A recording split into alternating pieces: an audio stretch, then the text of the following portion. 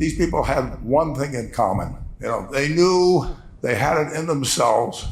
They knew they could be something beyond where they were. They were willing to put their time, their energies to better themselves. What you really could do with more skills, it's just remarkable. So I would like to just tell you a couple of short stories, and we'll draw maybe a couple of lessons from them.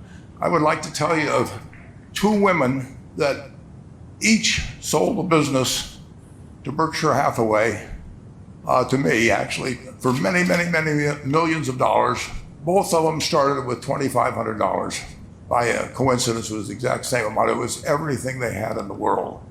And one of them was a woman who landed in Seattle in 1917, couldn't speak a word of English, had a tag around her neck.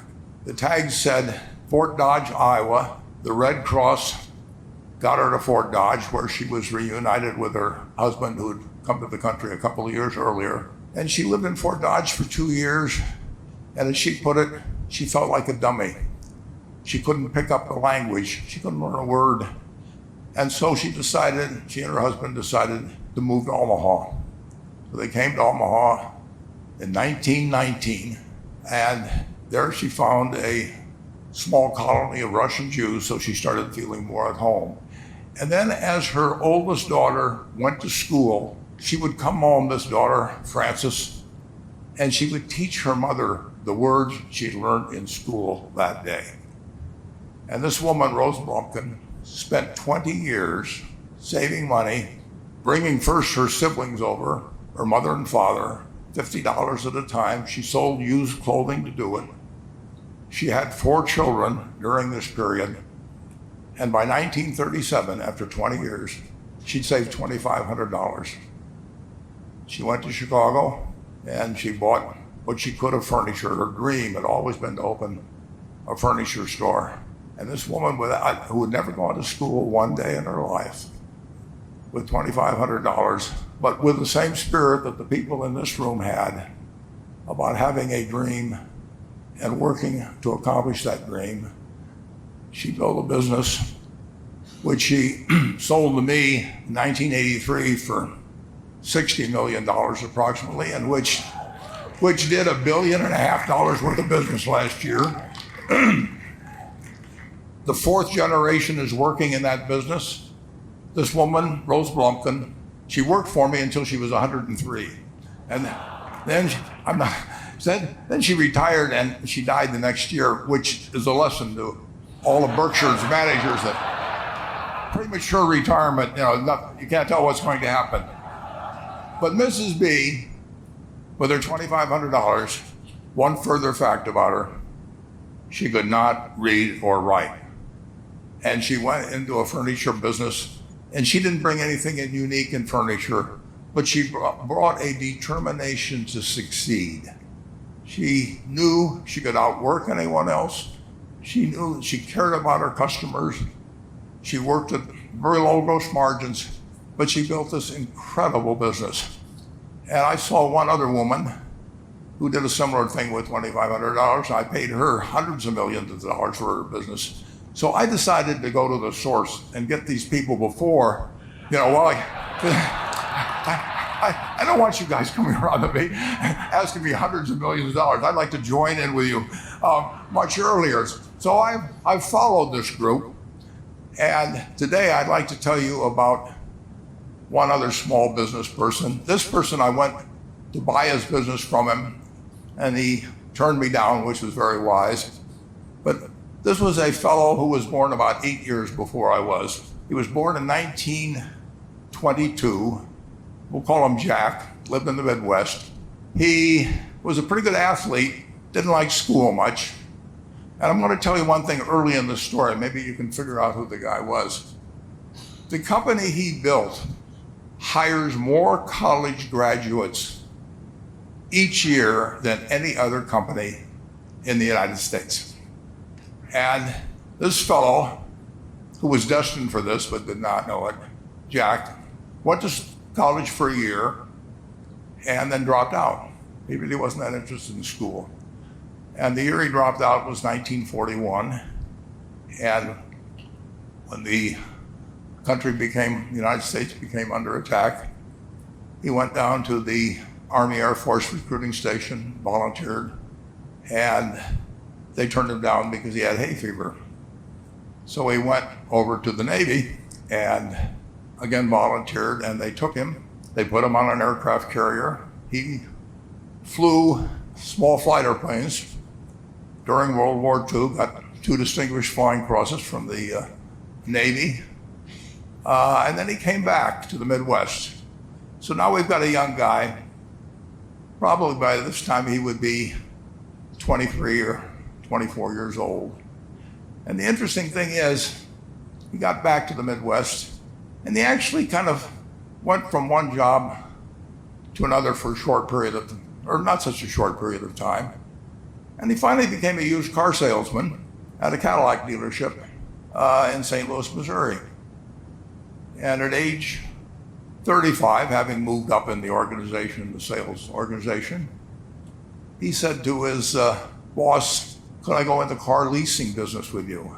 The boss said, "Well, if you'll cut your salary in half and you'll come up with," it was $25,000, which he borrowed, "we can become partners in a car leasing company." So my friend Jack started at age 35 in the car leasing business. And he had 7 cars. It was pretty slow. In fact, one of the things he did was whenever the phone rang, he let it ring 3 or 4 times so people would think that he was very busy answering other phones. And of course, it was the only call he was going to get all day. So his first venture was okay, but it wasn't really going to go anyplace. And there's a lesson in this for all of us. At age 40, he decided, with 17 vehicles, 17 cars, he was going to go into competition in the rent-a-car business. So now he's taking on Hertz and Avis and National and people like that who have hundreds and hundreds of thousands of cars.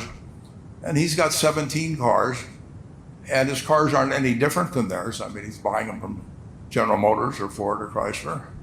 And he can't get the airport locations. Those companies have them all sold up. But he was determined that he would basically offer the customer, can't offer him a different car, but he can offer him friendlier service than they've ever seen. And so he started a company. He named it after the battleship that he'd flown from in the Pacific, which was the USS Enterprise. And he died about a year and a half ago. But when he died, his rent-a-car company, starting with those 17 cars, was worth more than Hertz and Avis and all the rest of the rental cars put together. The man's name was Jack Taylor, and his son, Andy Taylor, is a good friend of mine, runs the business now. A grandchild is in the business. They'll probably be a 4th generation along the line. So this man in the United States, he didn't invent artificial intelligence. You know, he didn't do anything that, just like Mrs. B selling furniture, I mean, that any one of us could have entered those businesses. But he lived by the creed, basically, of delighting his customers and working with people and establishing the relationship with them so that they in turn would want to delight the customers. He couldn't go out there and take care of every rental car possibility, but he learned how to project himself and his attitude toward his fellow man and his desire, to make a friend out of every customer. He managed to take very ordinary cars and turn them into this extraordinary business from virtually nothing. And it illustrates several points. One is, you don't necessarily get it right exactly right the first time. I mean, the car leasing business, basically you were competing on the cost of money to finance cars. And it's very hard to delight a customer when you just give them the car and tell them to send you a monthly check for 5 years and you'll be back at that time. So his talents were being wasted basically in that business. But at the age of 40, with all of that experience behind him, he found the golden key.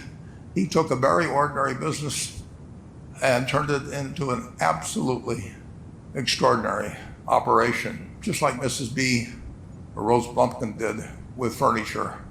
And he didn't worry about whether the Federal Reserve was going to tighten or ease. He didn't worry about whether the stock market was up or down yesterday. He didn't worry about the things he couldn't change, but he did focus on the one thing he could change, and that was the customer's experience. And I have seen the one that got away, Enterprise. I went down to Florida and tried to talk him into selling to Berkshire, and he was smart enough not to do it. Probably the value of the company has quadrupled since I made that visit. But he was smart enough to see that he would find that business. Henry Ford, as you may know, failed twice before he started the Ford Motor Company in 1903. I mean, the test isn't whether you get the greatest business idea in the world the first time out. The test is whether you keep learning as you go along what your strengths are and what you can do for your customers, what you can bring especially to the party. And to do that, you need the education that I know you've received through 10,000 small businesses, but you need a genuine desire day in, day out to delight the customer. I've never seen a business, and I've seen a lot of businesses, but I've never seen one that delights the customer that doesn't succeed. I mean, what you want is that customer the next day when they think, do I want to rent a car or do I want to buy some furniture? What goes through their mind? You know, it's the place where they've had a great experience. I don't know what I paid for this tie. Actually, probably if somebody gave it to me, but for the purposes of the speech, I will say I have no idea. But or the shirt I'm wearing, or this. But I do know, I will remember how I was treated when I bought it. I mean, you long forget about the price, but you never forget whether you had a good experience or a poor experience with the purchase experience. And you'll have a hard time finding a person who's had a wonderful experience, a delighted experience in purchasing anything that isn't going to come back.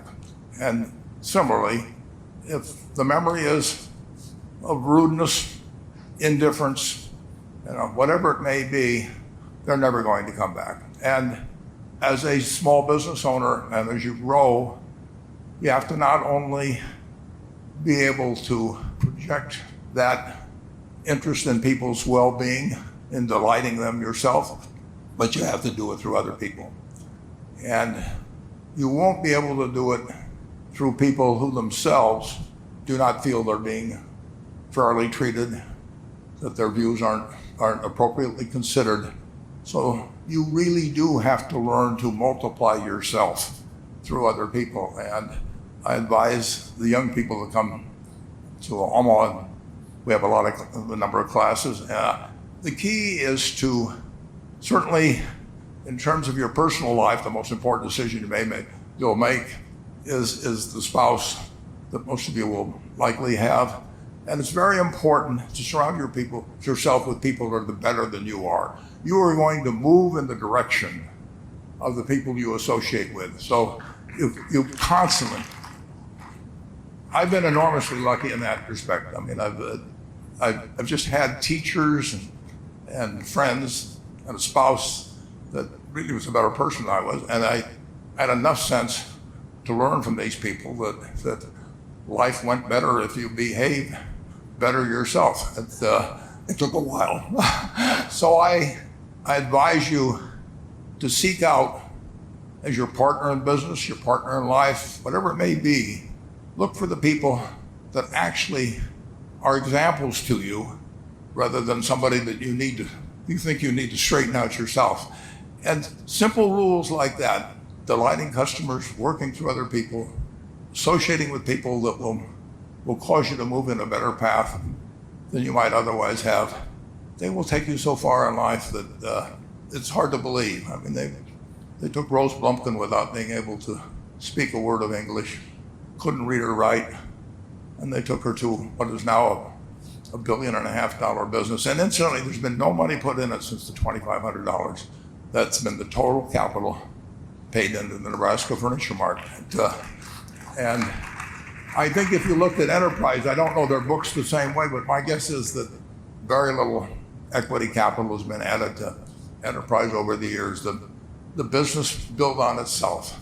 So I want to tell you, I admire this group enormously. When I met Dr. Mello's class on September 22nd, 8 years ago, I was thrilled. And I admire people that are doing what you have done.